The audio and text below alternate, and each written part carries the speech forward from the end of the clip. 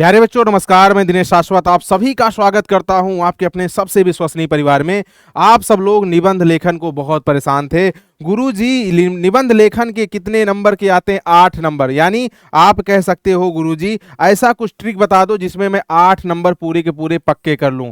प्यारे विद्यार्थी, जो मैं ट्रिक बता रहा हूं इसको आप सब लोग पूरा का पूरा नोट कर लेना, स्क्रीनशॉट कर लेना, इसका पीडीएफ निकाल लेना, क्योंकि आप सब लोग को मालूम होना चाहिए जितने भी टॉपर आए हैं पिछले 5 वर्षों में पूरे के पूरे निबंध लेखन को वैसे ही कॉपी करते हैं, कॉपी पेस्ट मारते हैं। इसी तरीके से मतलब कॉपी पेस्ट का मतलब लिखने का प्रयास करते हैं। तो प्यारे विद्यार्थी, आज आपको मैं बताने वाला हूं 6 वेरी मोस्ट इंपॉर्टेंट निबंध, जो उसी से आपको सीधे के सीधे बिहार बोर्ड एग्जाम में देखने को मिलेगा। और उसके साथ साथ प्यारे विद्यार्थी, आप सबको मैं भी बता दूं कि कैसे कॉन्सेप्ट यानी कैसे ट्रिक यानी कैसी हेडिंग, आप क्या कोटेशन लिखोगे कि एग्जामिनर पूरे के पूरे नंबर देने पर हो जाएगा मजबूर। यानी आप ऐसी कौन से तरीके से आप जो है कॉपी को डिजाइन करोगे कि हिंदी के कॉपी में सबसे ज्यादा नंबर कटने वाला पार्ट यही होता है निबंध, पत्र लेखन, संक्षेपण और सब्जेक्टिव प्रश्नोत्तर। लेकिन आप सभी विद्यार्थी को मैं कहना चाहूंगा, मेरे सारे क्लास वीडियो को आप जो है ये सब्जेक्टिव का देखिएगा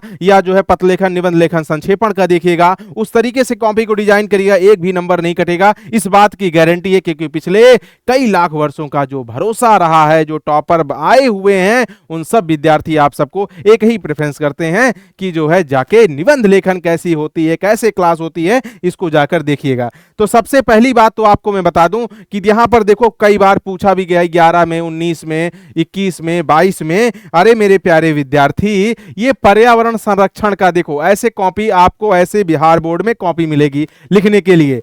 आप प्रेम से क्या करना, पर्यावरण संरक्षण लिखना। ठीक है, अब आप सबको यहां पे पता होना चाहिए 5 हेडिंग आपको लिखना है, जो आगे कॉपी में मेंशन करोगे उसको पहले पेज पे सबसे पहले आपको ये चीजें लिखना होगा। यहां पे प्रश्नोत्तर नंबर लिखोगे, प्रश्नोत्तर नंबर के बाद जो है प्रश्नोत्तर नंबर के बाद जितने नंबर पे रहेगा ये प्रश्न आपने लिखा, उसके बाद में फिर ये तो यहां से लिखा हुआ है, थोड़ा सा नीचे एक लाइन और कर लेना, प्रस्तावना, सामाजिक उद्देश्य, हरित क्रांति, सामाजिक लाभ और उपसंहार। मतलब क्या इससे फायदा, क्या इससे नुकसान, इसकी हरित क्रांति या उपसंहार, आप सबको इसको डिजाइन करना होगा। सबसे पहली बात प्रस्तावना में लिखोगे, जैसे आप ध्यान देना, शब्दों को बहुत ही ध्यान से समझना होगा।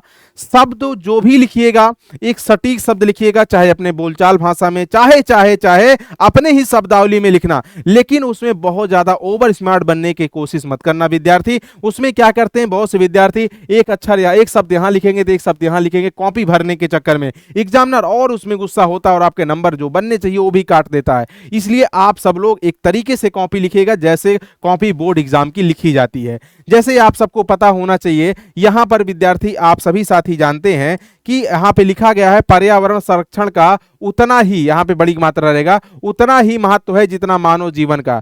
इसके लिए हमें अधिक से अधिक पेड़ लगाने चाहिए और पेड़ों की रक्षा करनी चाहिए, वैसे ही रक्षा करनी चाहिए जैसे हम अपने बच्चों की रक्षा करते हैं। हम सब लोग अपने बच्चों को, अगर थोड़े से फीवर आ गया, छोटे भाइयों बहनों को, अपने माता पिता को थोड़ा से फीवर आया तुरंत डॉक्टर के पास पहुंच गए, लेकिन पेड़ सूखता है तो उसके बारे में कोई चिंता नहीं करते। हम सब लोग ऐसा क्यों करते हैं?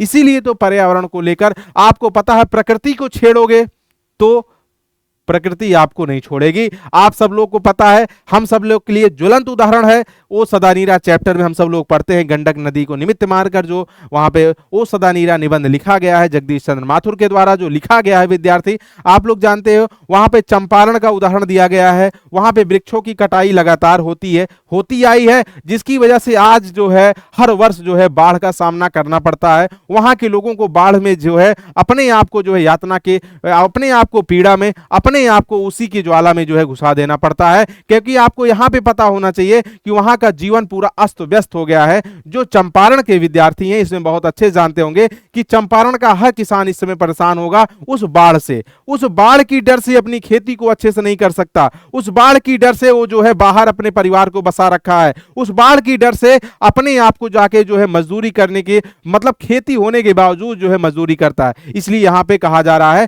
पर्यावरण के महत्व के बारे में बताया बताया गया। अभी मैं 6 निबंध ऐसा बताऊंगा जो उस 6 निबंध को याद कर लोगे तो 100% आप सब लोग याद रखिएगा कि वहीं से क्वेश्चन टकराने वाला है। ये चीजें देखिएगा एग्जाम में बहुत ही फायदेमंद होती है। हरित सोचे हरित कार्य करे, ऐसे इन्वर्टेड में करके लिखना। ब्लैक पेन और ब्लू पेन ही यूज कर सकते हो एग्जाम में, ये भी बात याद रखना। ब्लैक पेन और ब्लू पेन यूज कर सकते हो, वो भी जो है याद रखना, जेल मत यूज करना। पर्यावरण शुद्ध और स्वच्छ होगा पेड़ लगाने से, पेड़ लगाएं, हवा को करें शुद्ध, और हम सबकी यही जिम्मेदारी है। पानी बचाएं, जीवन बचाएं और बचाएं पर्यावरण। सामाजिक उद्देश्य ऐसे लिखेंगे, ठीक है। और फिर इसके बाद देखिए, फिर यहाँ पे कोटेशन ऐसे लिखा गया, एक पेड़ लगाओ अपना भविष्य सुरक्षित करो। उसके बाद में फिर हरित क्रांति, फिर यहाँ पे जो है देखिएगा कोटेशन लिखा गया, हरित पृथ्वी, स्वच्छ पृथ्वी, प्रकृति हमारा खजाना है, आइए इसका ख्याल रखें, ठीक है। उसके बाद में सामाजिक लाभ, सामाजिक लाभ में भी लिखने के बाद हमारी पृथ्वी की रक्षा करें, हमारे भविष्य की रक्षा करें, पेड़ दुनिया को ठंडा रखते हैं। फिर उसके बाद में इसको पूरा लिखने के बाद उपसंहार लास्ट की हेडिंग लिखेंगे,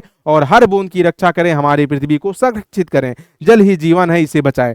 अब यहां पर ऐसे अगर आपने कॉपी को डिजाइन किया है तो सीधे सीधे आपको मिलेंगे 8 नंबर मेरे प्यारे विद्यार्थी। और ध्यान देना, राइटिंग पर ध्यान देना, अभी से प्रैक्टिस करना शुरू कर दो, क्योंकि अभी भी आपके पास है बहुत ही ज्यादा वक्त।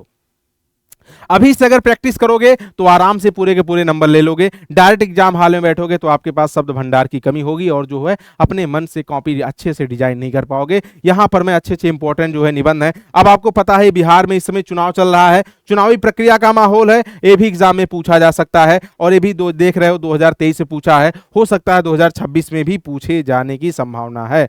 आप सभी साथी को पता होना चाहिए कि जो है 21-18 आपको यहाँ पे देखिएगा ये 5 हेडिंग लिखे गए हैं। आप सब लोग वैसे ही देखिए, मैं थोड़ा सा साइड हो जा रहा हूं, स्क्रीनशॉट कर सकते हो। 5 आराम से कर लो, ठीक है। यहाँ पे ये देखिए 5 हेडिंग यहाँ भी है, ठीक है।